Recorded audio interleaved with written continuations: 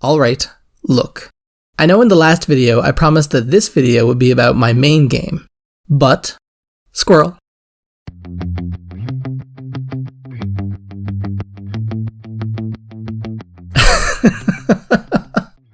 I have a lot of ideas. I get so many, in fact, that I have to write them down in a big book. I'll basically just write down the title and then the basic concept for the game, close the book, put it to the side, forget it. That usually stops the idea in its tracks and I'm able to focus on what I want to work on. But sometimes, an idea gets stuck in my head and I'm just along for the ride. So I'm going to tell you what the game idea is, how much I got done, and how long I think this will take. But first, my name is Helper Wesley. I make games and fortnightly videos.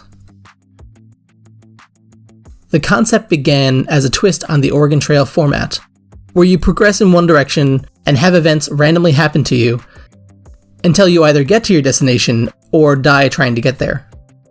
The twist that I was going to add to this game, though, was that it wasn't going to be about going to a destination, but rather exploring a dungeon and finding resources and bringing them back to your campfire. I even mocked up a bit of artwork for this too. But ultimately, I decided the game would be more interesting if it happened in space. So for this game, you would have a crew of 4 people with random names and occupations, and you'd have to send them on missions searching north, south, east, west of the damaged ship that you're on until you find out what's going on, what you can do to fix it, or die along the way. I started the way that I do for every game, with a mock-up of the UI and how the game is going to play, just using blocks. I had plans of tracking the crew's health and sanity, as well as oxygen levels and maybe food. The character art for the game would go down in this portion of the screen, and it would really only be there to look pretty.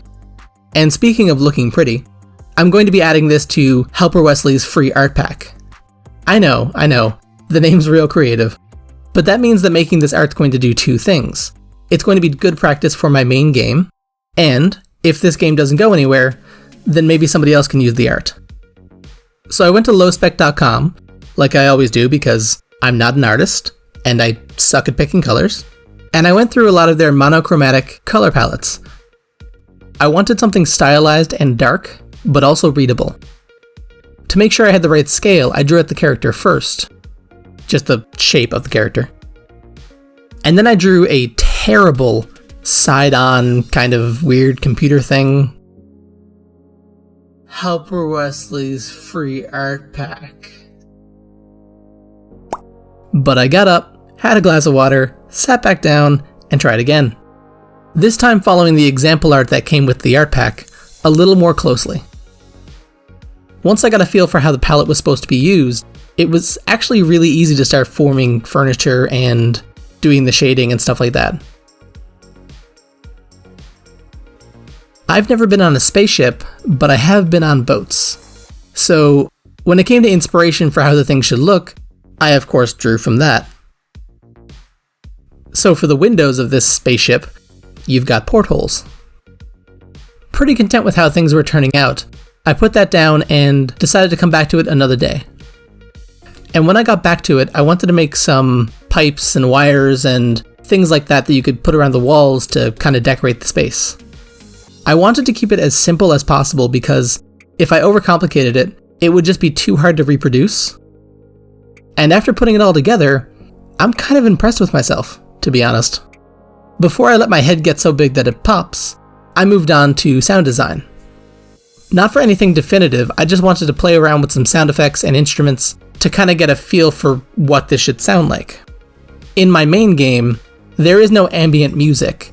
All of the sound effects come from recorded machinery, so that way you'll be able to tell if a machine is running or not based on the sounds. But for this project, I don't know what I'm going to do yet, so I decided to just play around.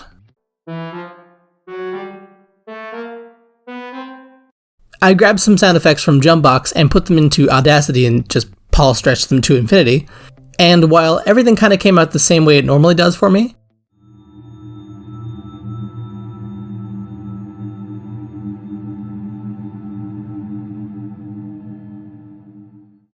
I did figure out how to do that "oh no, the monster is behind you" sound effect that you hear from old horror movies.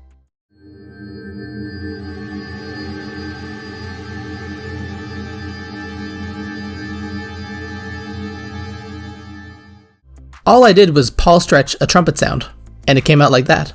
So that's pretty cool. The last thing I fiddled with was some more art. I wanted to make some higher resolution art because when these events happen, I would like to have something nicer to look at to go along with the text event that you would get in an Oregon Trail kind of game. An artist in our Discord suggested that I go for a 99 by 99 resolution first. And I started dithering properly by hand until I got bored and went and used the spray painting tool on literally the whole thing. But I did manage to wrangle myself in and go back to doing things by hand. It's obviously slower, but you get better results. My ADHD just got the better of me for like a second. And I really like the way that it came out, but of course, you draw one asteroid, you've got to draw more. And some of these are good, and some of these are not.